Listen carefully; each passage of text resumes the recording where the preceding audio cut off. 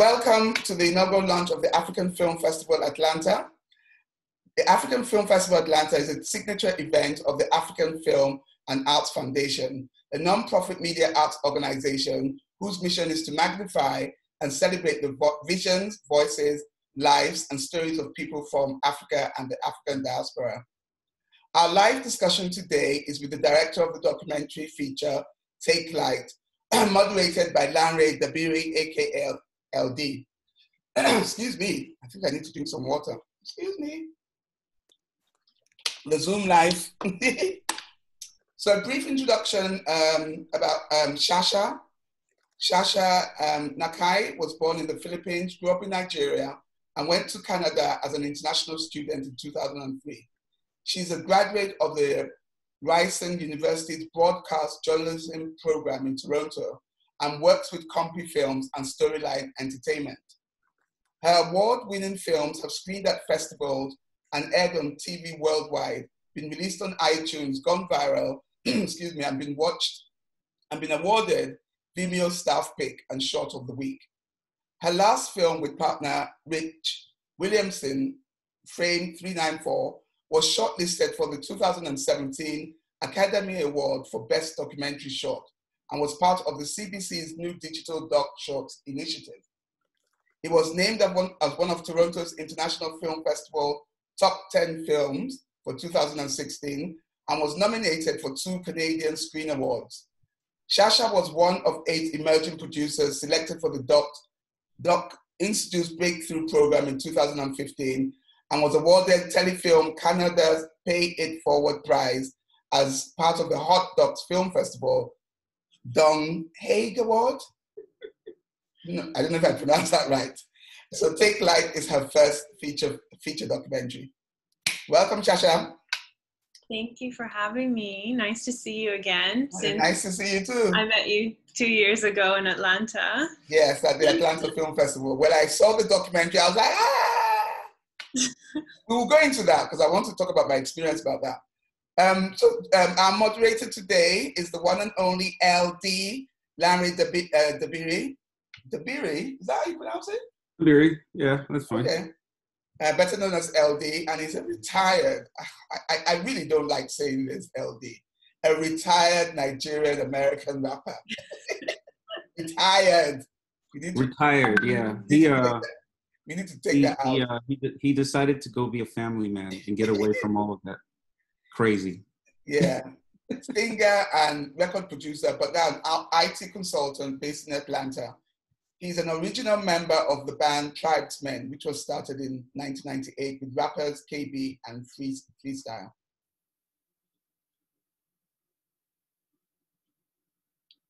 Lost your audio. Oh, you got muted, Moji. Oh, that was my hand on the keyboard. So I was saying, sorry, that I met Shasha at the Atlanta Film Festival in 2018. And so I think I facilitated the Q&A there. And when I saw the name on the documentary, I was like, ooh, I'm not sure how this documentary is going to be about Nigeria. And after I watched it, I was blown away. And then we met and I spoke to you and then Shasha started showing off. She started speaking in pidgin English. Really? Yeah, because she grew up in Nigeria. That's right. Yeah. So it was. I mean, the documentary is informative. It's very well done. It's very objective as far as I'm concerned, and I just absolutely loved it. So I'm glad we have this opportunity. And when I saw it, I thought at some point I have to show it. So I'm glad it kind of worked out that we were doing this film festival, and I still had your contacts and I could reach out to you. So I'm glad we made this happen. So eLDee, over to you now to have your discussion, and then I'll come back in to wrap up with the Q&A towards the end. Yeah. So I'm actually really curious, Shasha. Like, Moji says you grew up in Nigeria, but like, how long were you in Nigeria? I lived in Nigeria from when I was 0, like born, until I was 15. Okay, so you were actually born 15 years in Port Harcourt, yeah. Wow. But okay. my mom has lived in Port Harcourt now for over 40 years.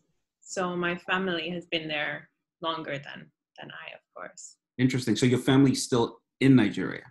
My mom, yeah. Your mom. Okay. Wow. That's really awesome. So, and it's interesting too, because when Moji, talked to me about it, she said, hey, I have this film about Nigeria, and we usually talk about like, Nollywood, and every now and again we catch up. And she mentioned, a documentary, and documentaries are, to me, very important, because I feel like that's the one part of our film industry that we haven't really done enough in, right? Is I don't see a lot of chronicles of events. There's so many stories, there's so many things that have happened that just kind of get lost in translation over time because no one's actually actively documenting. Mm-hmm. So when she said there's a documentary, and she said, oh, it's about the electricity situation, this is something she knows that I'm super passionate about. So so the minute you said that, I was like, oh, okay, now I need to see, now I really need to see that, like I was already excited about the fact that it's a documentary, but then to find out that it's about electricity. And then she said, oh, it's titled Take Light. And I was like, okay, first of all, to have a title like that, you have to really understand the Nigerian context of things, right? Because when we say take light in Nigeria, that's basically a power cut, right? So I said, okay, now I'm sure that whoever's made this documentary really knows what they're talking about, and I'm gonna actually jump in and make sure that I immerse myself. And it was the most amazing hour and a half that I spent. And I really enjoyed how you were able to capture not just the story, but the essence of the characters as well. Like going home with people, understanding their perspective on things, going into the actual plants, talking to the operators, going out on the streets with the people who actually, do all, like it was an experience to me that I felt like was told in a very authentic way. And I really personally appreciated that. And I thank you for making that documentary. But I'm going to start my questions for you with, I think I kind of have an answer to this, but I would like to hear your perspective as well. Like, why that title, Take Light? Why not like Up Nepa or, I don't know, something else? First off, let me say, I'm really honored that you watched it. And like, I mentioned to you on Twitter, like your song, Agrian, was on my playlist, like when I was making the film. So wow. It's really great to have you watch it in the first place. Wow, that's awesome. And my favorite thing about this film is when I show it to like Nigerian audiences, because they fully understand when they watch the film, they actually understand what it took to make that film. Like you watch the film and you can actually see behind the scenes and understand how challenging it was to make this film. Mm-hmm. I think we ended up choosing Take Light because Martin's like the PhD linesman, mm-hmm. the NEPA guy. He ended up being kind of like the primary forefront character. Mm-hmm. And it's kind of like I love Take Light because it's like part of everyday vernacular. NEPA's gonna take light. You just say it all the time. But also kind of Martins was someone in the act of taking light from people, because like his job is technically to be a technician, but the majority of his time he's cutting people off the grid. Mm-hmm. And so I kind of like that play of like, NEPA taking light, because that's kind of what you see Martins doing throughout the film. Taking light. That's right. Wow. That's actually quite powerful. That's powerful. And I think I have a deeper appreciation for the title. As soon as I heard it, I was like, oh, that's brilliant. That's what happens. They take light. Mm-hmm. But connecting it to the character, I think is actually pretty interesting. So how did this whole project, like, how did it come about for you? Like, what were you thinking? What was that thing that made you feel like, you know what, I need to make a documentary about this? Yeah, it's kind of just like, you kind of make what you want to see, right? Like I would attend, I think I had been in film for like 6-8 years, but at the time I made this project, and I would go to the documentary festival here in Toronto like every year, and I would like search like, oh, where's the films from Nigeria? And like there would very rarely be any. And it's just kind of like, being an international student here and talking to friends here about Nigeria, I began to realize that a lot of people here have no idea what everyday life actually is like in Nigeria. And, all they hear is like, oh, Boko Haram news, or like, the stereotypes of like the 419 scams and all those things. But like actual day-to-day life, like not a lot of people had any insight. And so I would always struggle to kind of explain to people here. And this project mostly came from like seeing that lack of representation in the Canadian film landscape. But also it just came from like my personal experience of, even as a privileged Oyibo, like that could afford to buy generator fuel, like it still was an everyday part of my life. So, switch over to Gen, switch over to NEPA, it's just like part of your everyday existence. And like, even after I moved to Canada, it still affected me here. I couldn't even, it still affected me here when I was in Canada, because when my father passed away in 2006, it was 2006. Yeah.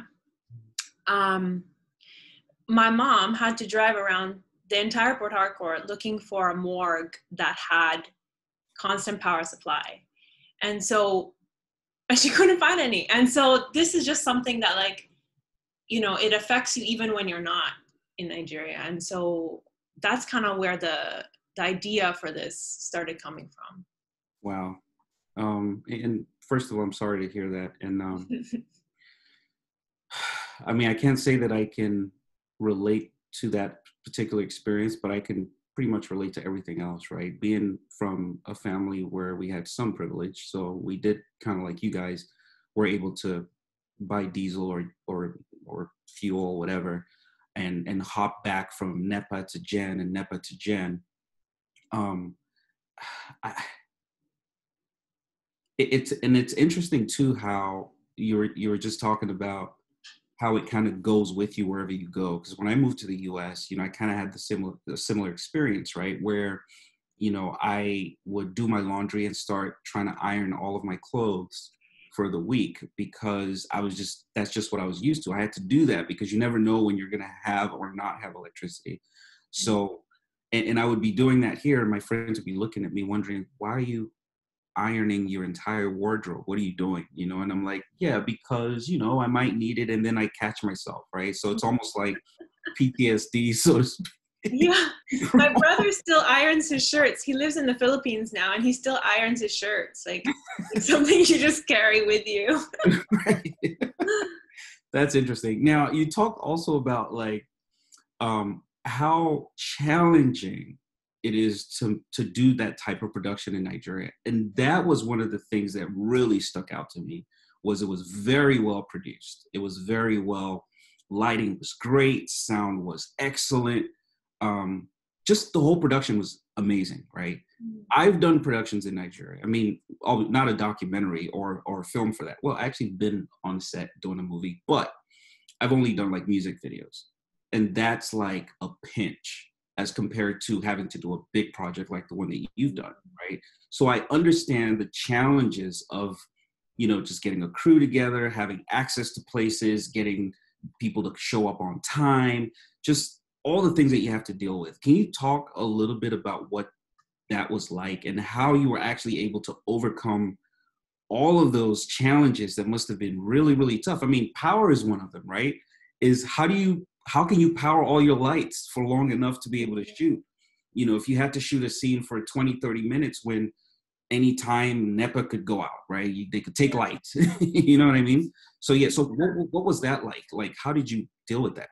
That's why I'm really grateful to my producer, Ed, because he really listened to me when I said, like, this is what I need, and supported. This is a very unusual production when it comes to documentary production here. And so we had a research trip, like, to find our characters first. That was like March of 2016. And then we ended up filming 3 months, November, December, January, 2016, 2017. And that's like 3 months of production in the field. I mean, 90% of it, as you can imagine, is probably waiting in waiting rooms for people to, for people to see you. But I appreciated that space. Like I was given 3 months to really spend time and work on getting access and going through all the levels with every single community that we were in. There were a lot of challenges, and I think that research trip helped because I knew then that, like, as much as I love my mom, like, we could not just depend on her to like fully have 24/7 power for us to charge all of these batteries, right? So we ended up having to actually stay in a hotel that had round the clock power. Right. You know, so just things like that. I just really appreciated the support from my producer, to know that like working in Nigeria is different than like your other crews, how they might work here in Canada, and giving me the space to do that. Like we didn't have a production schedule because it's just, we had to change it every day, of course. So yeah, so I really appreciated being supported in that way. Oh no, I mean, I totally get it. I mean, and it takes, if he hasn't produced in Nigeria before, it takes a special kind of individual to be tolerant to all of the challenges, because, you know, it's not just power, sometimes it's people, right? Mm-hmm. And one of the things that struck me too while I was watching was, how did she get access to all of these places and all of these people? Because typically, like the plant, you know, having access to the plant, I felt like that was something that would have been very difficult. So I imagine that you pulled some maybe political strings, or how were you able to do that? Yeah, I think the majority of filming took place in Port Harcourt, where my mom lives, and she's well connected and she can make intros and stuff like that. Okay. The power plant was in Lagos, actually. Right. And I honestly don't even remember how we got access. I think, you know, especially with PHED, we were kind of lucky in that the new head at the time was this American guy, and Jay McCoskey, who understood like the importance of documentary to, you know, towards people understanding things with more nuance. And with every location, it just took a lot of time, right? And like leading with your intention first, like explaining to people like, this is why I want to make this film. You know, in Canada, these are kind of the stereotypes, and people have no idea of like what life is like here. And just explaining in Port Harcourt, especially, like that was the neighborhood that I grew up in.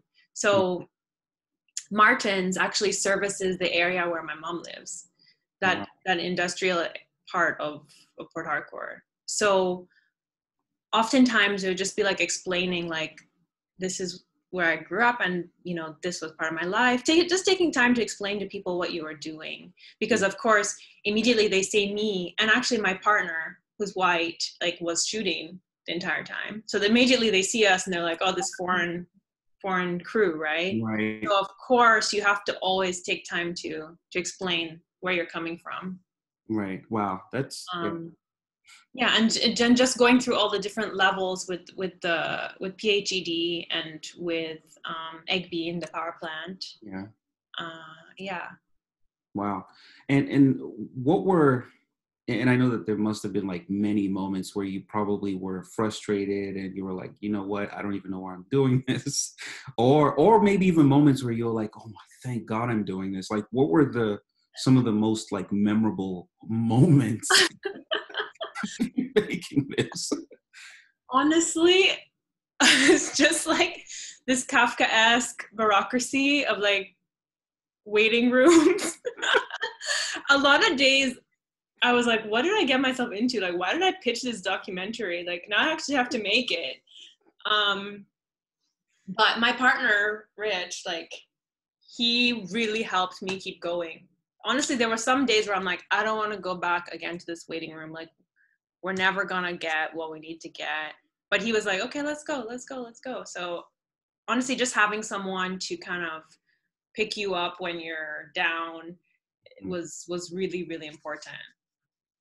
Wow. And just like having people around you that will laugh, like joke. And one of our family friends, Felix, he was with us a lot during production, and he was such a joyful presence.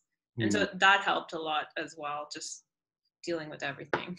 That's really awesome. And I watching it, I just kept trying to put myself in your shoes, and I'm thinking, okay, I know how difficult this must have been. I mean, being in a situation, for example, with Martin and his crew, and it's looking like someone's about to attack them, right?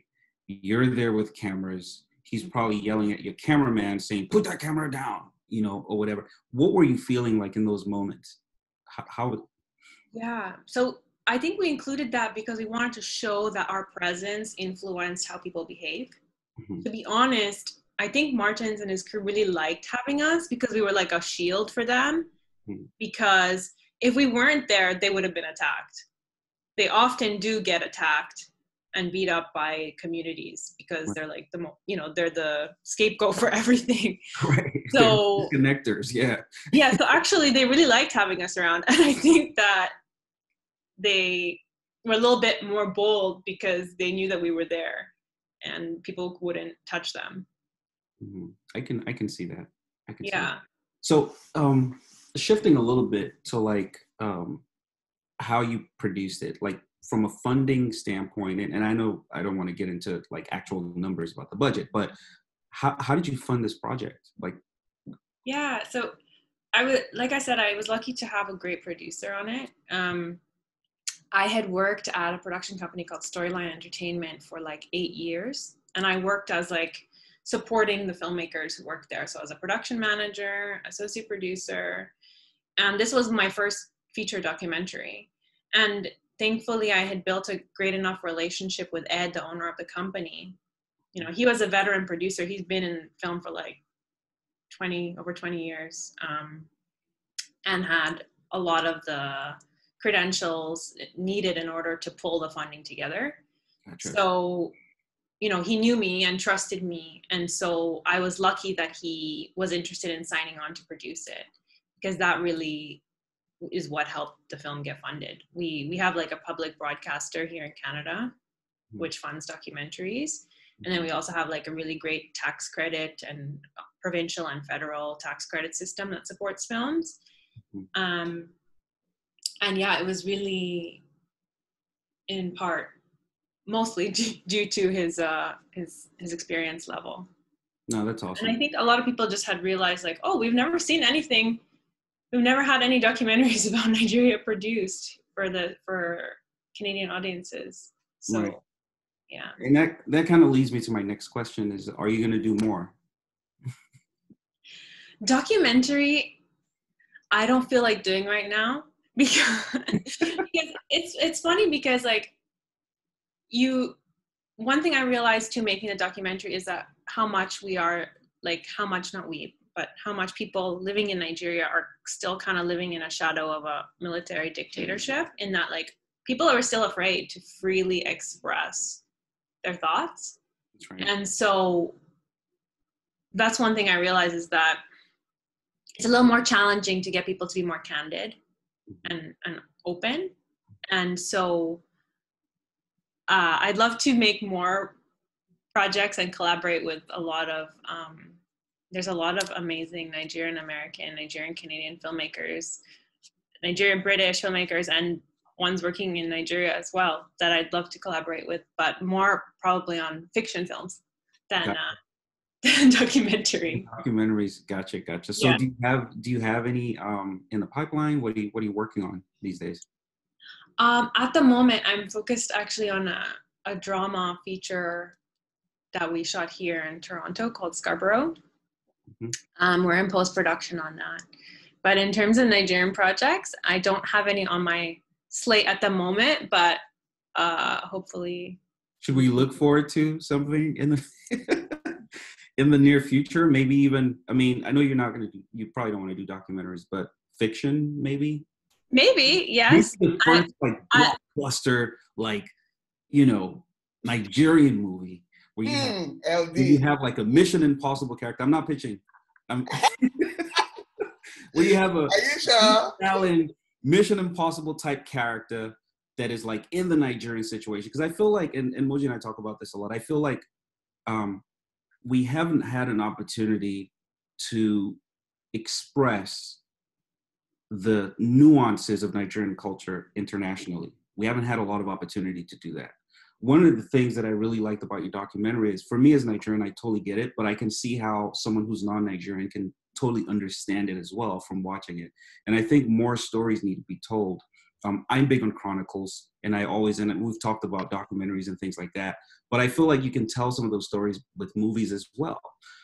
District 9, I think it was, from South Africa, was a good one, right? Where you could kind of understand some of the cultural nuances from the film, even though it was really like a, you know, futuristic action movie, you know, dystopian future type setup. But you could kind of understand what it was like, you know, to be in South Africa. And I feel like a lot of the Nigerian movies don't, and Moji and I go back and forth on this all day, I feel like that essence isn't quite captured. So Shasha, this is me reaching out to you, eLDee, saying, look, use your experience to make something, because you were born in Nigeria. You be Niger, so you are one of us.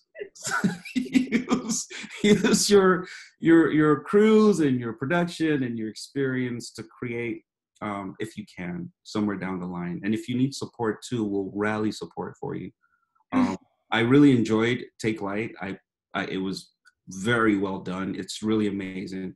I'm gonna go back online right now and go promote even harder, because I actually posted it. I just, as soon as I watched it, I was like, matter of fact, what am I saying? I was watching it when I posted it, because I was probably about 20 minutes in, and I said, oh my God, this is so good. I was glued to it. And I just want to say thank you for doing this. And I hope that everyone out there gets to watch it. I saw it because obviously I have connections, right? But then I found out that you probably also have it on Amazon Prime. Is that correct? In the States, yeah, it's on a bunch of things. Okay. In the States, even on like cable on demand. I think I don't know, but it's on a bunch of Amazon Prime for sure, though. Okay, so where else can people, like people in Nigeria, for example, where can they see this? Yeah, it's one of those things where I tried to get it all on like one platform, but it depends depending on what country you're in. So if you go to takelight.com, there's like a watch button, and then it tells you based on what country you're in, what platforms you can find it on.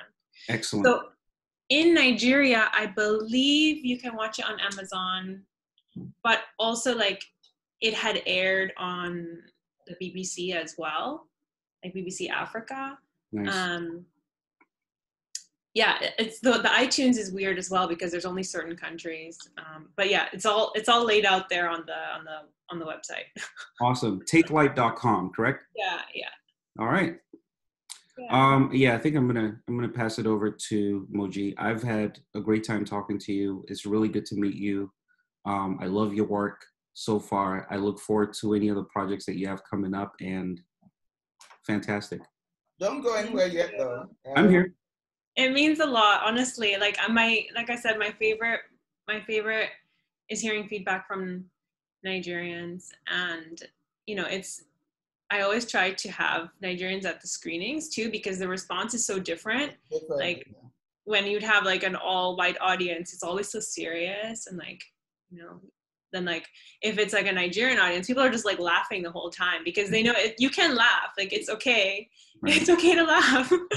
This is every day. You know, having tragedy and comedy in the same space is something that's very normal.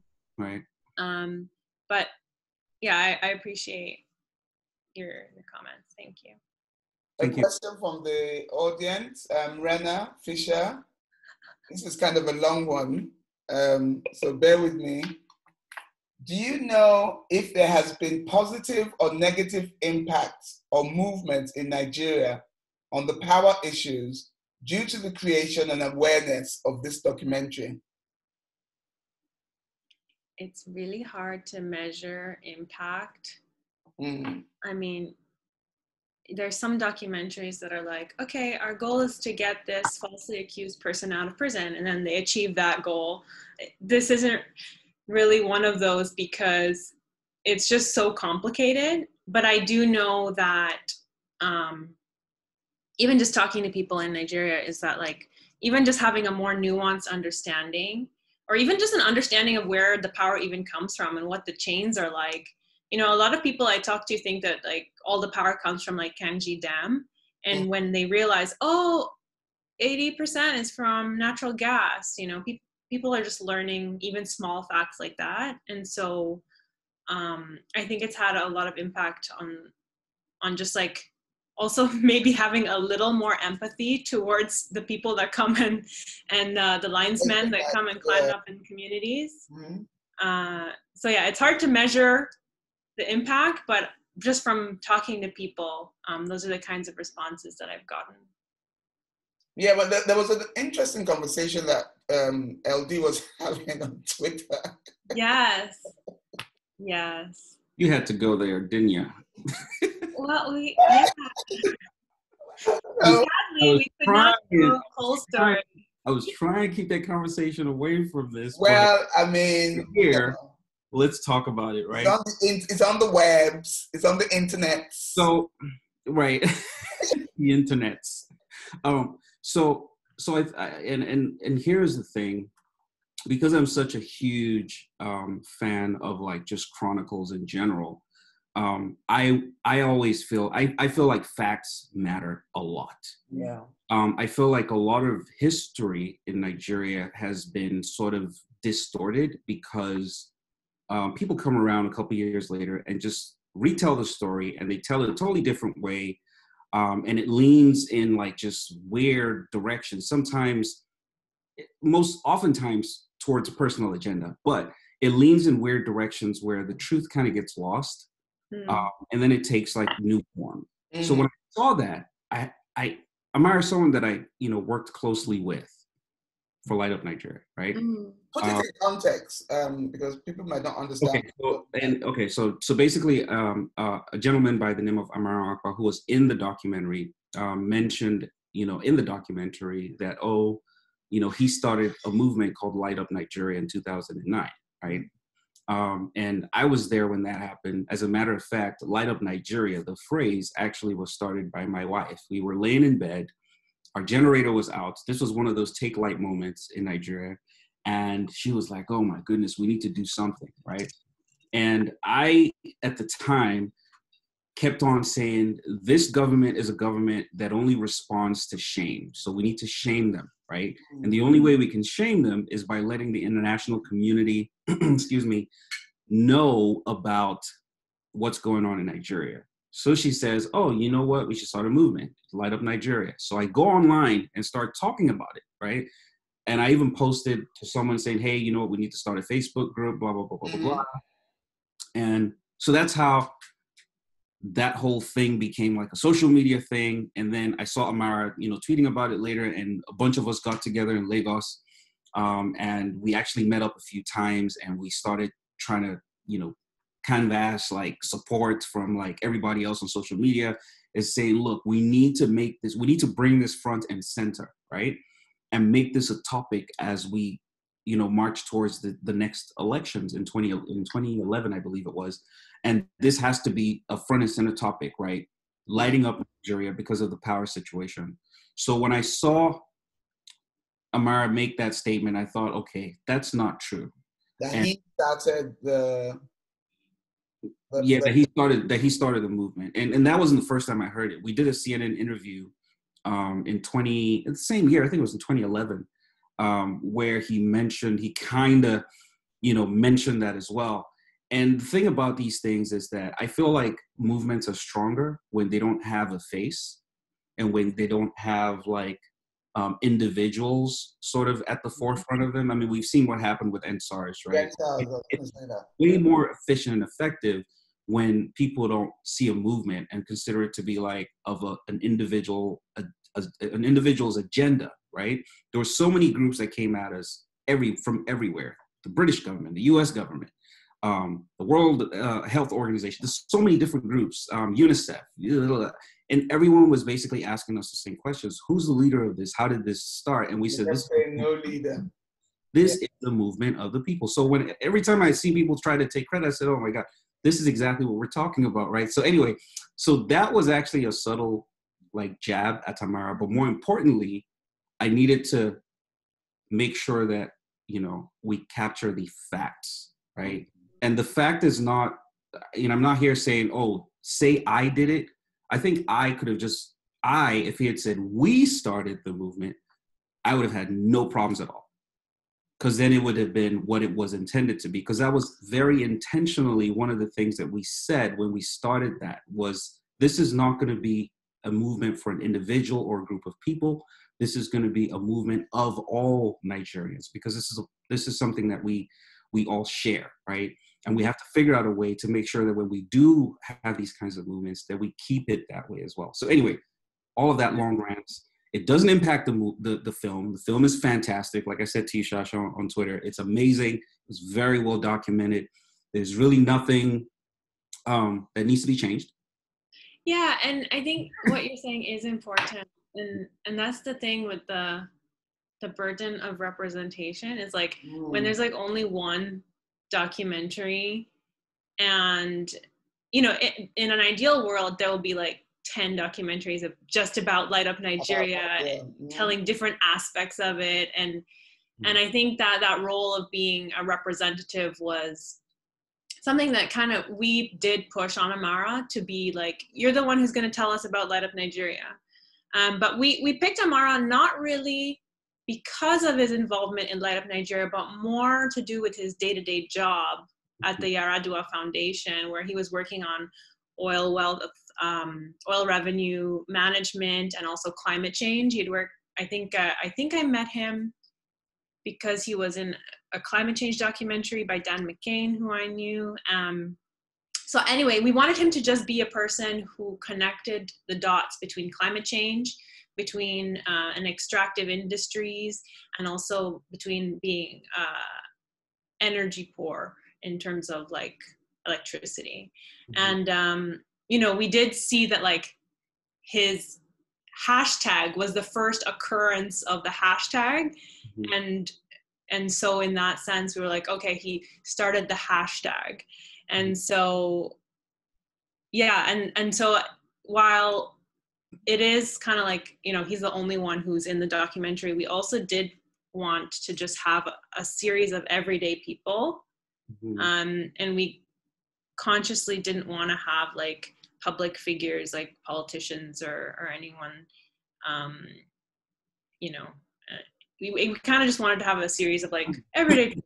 Just regular people. Yeah, and so, but then I realized that our synopsis writer wrote that he was a co-founder of Light Up Nigeria in the synopsis, and I was like, oh, we should correct that because it makes it sound like it's a organization, right? Like some kind of NGO. And so we did issue that correction.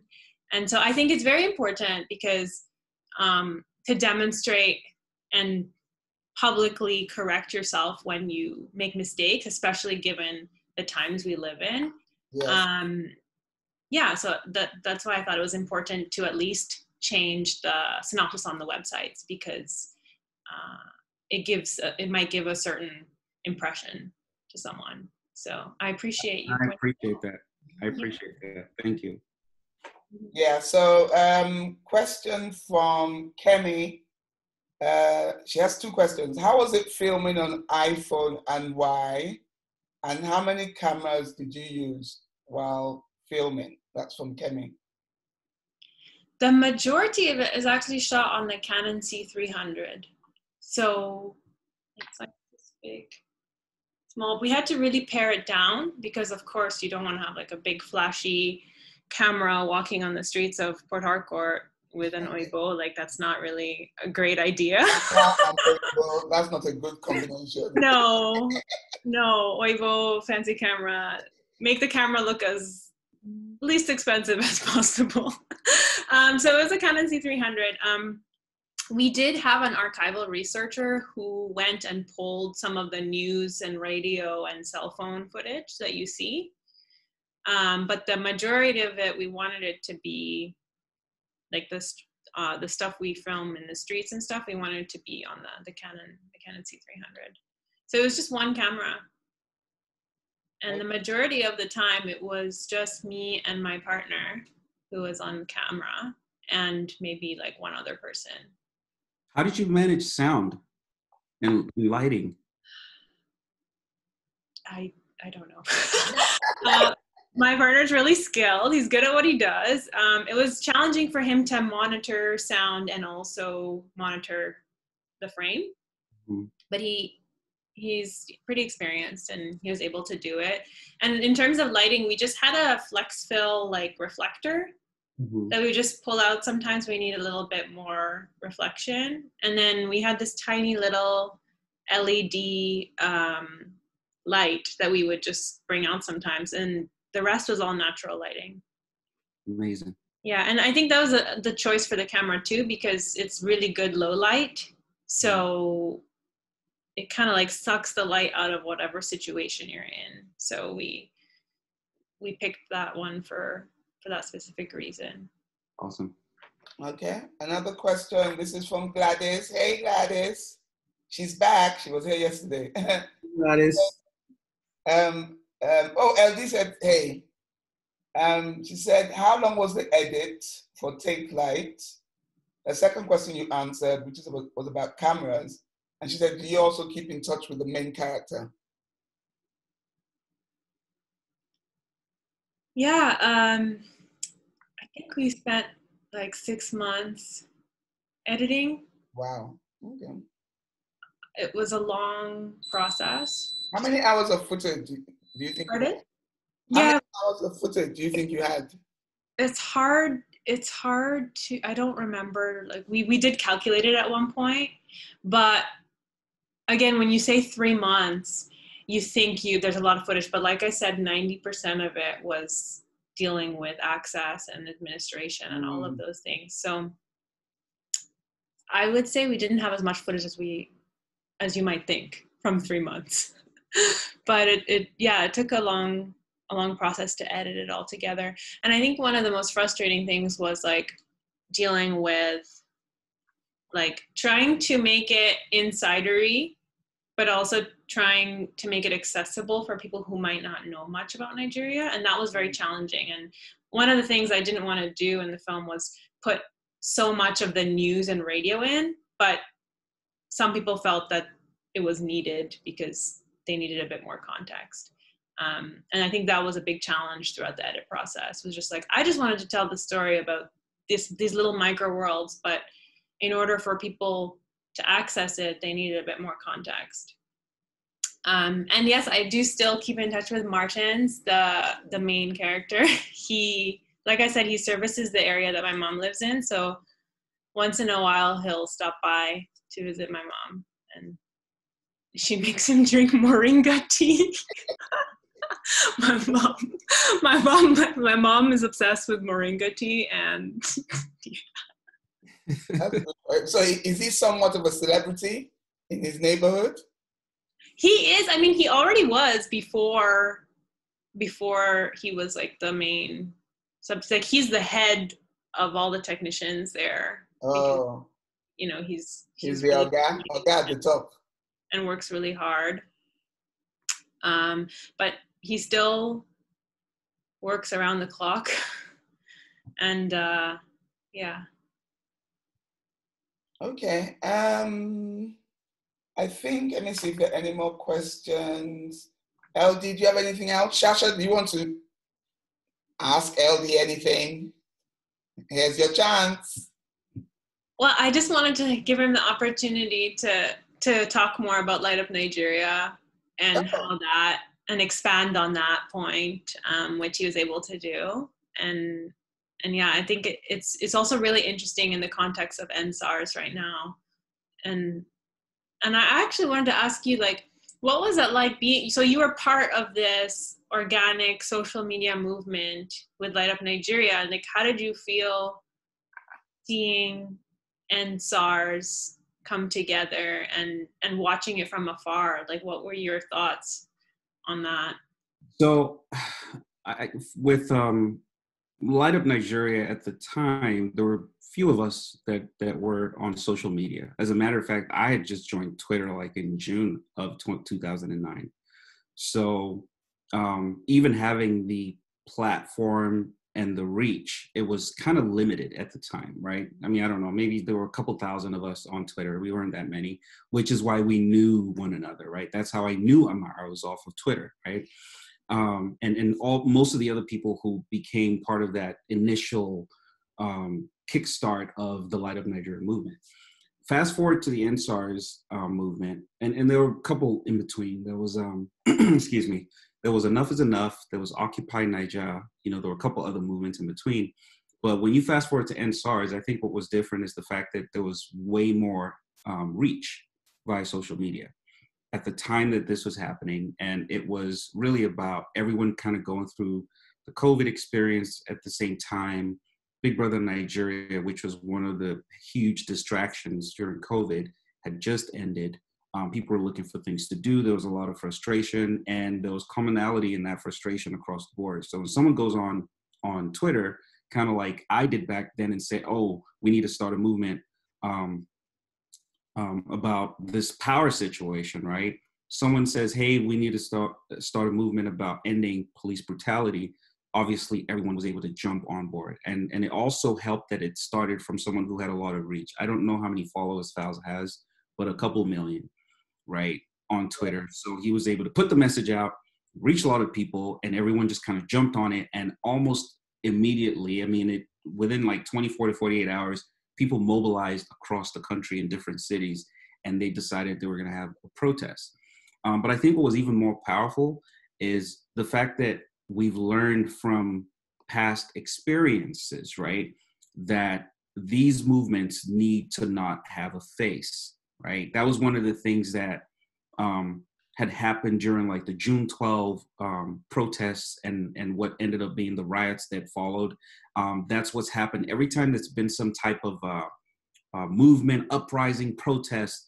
They basically just cut off the heads, right? And once they do that, everything kind of dies down. So we figured that that was the way to go. Light Up Nigeria kind of took a slightly different form in the end, because some of the folks who were part of Light Up Nigeria ended up in political appointments, and I felt like that was kind of what we were trying to avoid in the first place, is people being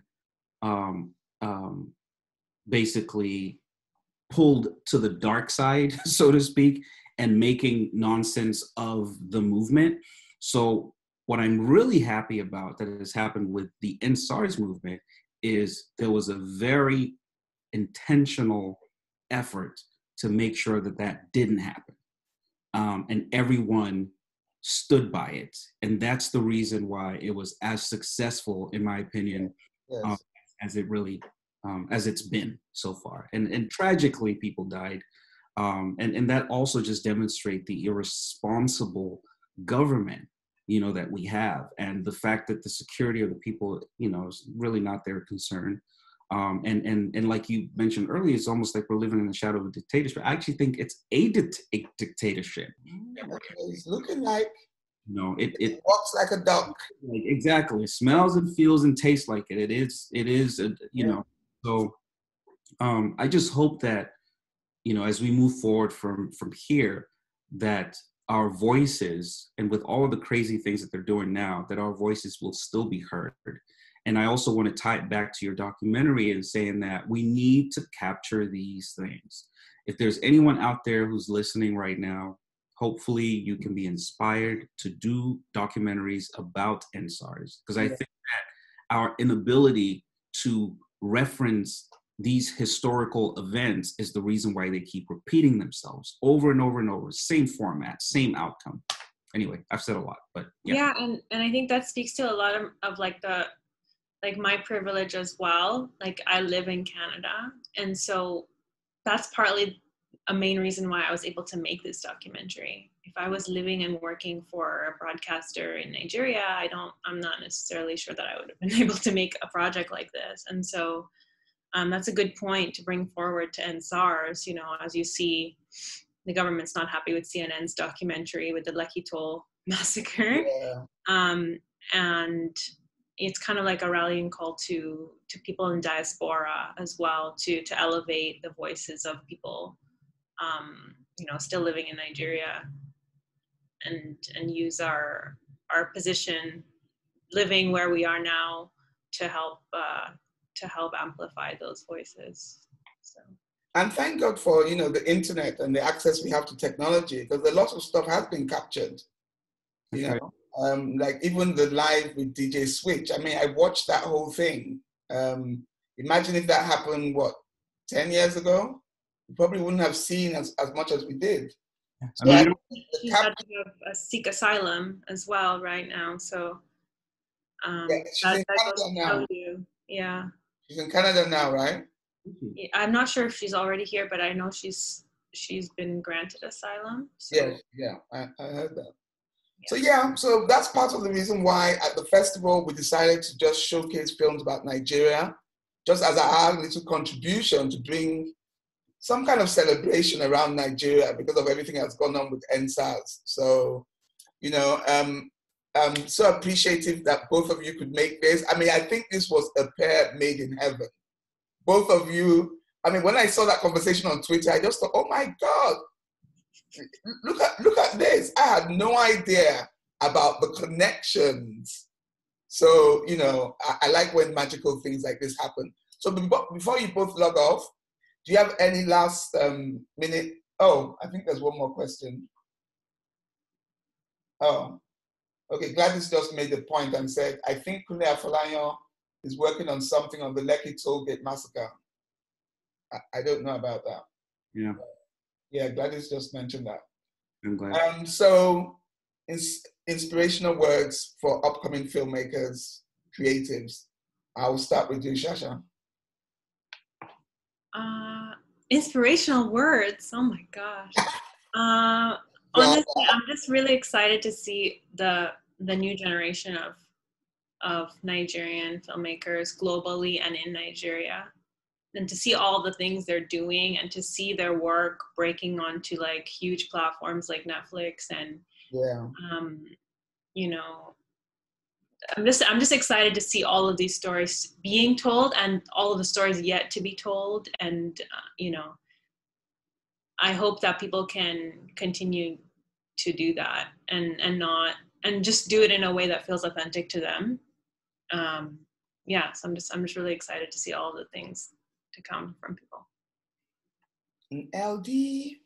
Listen to Shasha, people. I mean, I echo those sentiments, you know, exactly. And watch Take Light and understand that it is okay to tell a story like it really is. I feel like sometimes in a bit to sugarcoat or just make things look better than they actually are. And sometimes it's just our coping mechanism, right? Is that we want to tell a story and make it look nicer than it really is. But it is okay to tell it like it is. That was one of the things I appreciated the most. And I hope that anyone else who's watching, whoever comes across this content, excuse me, and is a filmmaker or a documentary maker, recognize the power that you have and understand that you have to use that power and speak your truth. So I know that Shasha articulated way better than I did, which is why I said, listen, Shasha, but that's very important. Very, very important. Okay, so on that note, Take Lights is screening all day today. It's going to be on till about midnight. You can go to our website, AfricanFilmFestATL.com. The festival goes on till tomorrow. We have, I think, one film showing tomorrow and one Q&A. Excuse me, and then we have a Q&A later today at 4 p.m. with some filmmakers from Nigeria. So all the information is on our website. Follow us. Stay safe. Thank you very much, eLDee. Thank you very much, Shasha. It's so good seeing you again. You know, your documentary was wonderful, and I know it's, you know, your work is going to go far. And I look forward to all of us. I have a feeling we're all going to connect again at some I want to go back to Atlanta. I want to go back. It was not long enough. I didn't spend enough time. Come. Come. Once COVID, let's get rid of this damn COVID. This corona, man. It just needs to just go. Yeah. So thank you very much. Stay safe, have a good day, and speak to you all soon. All right. Thank you, audience.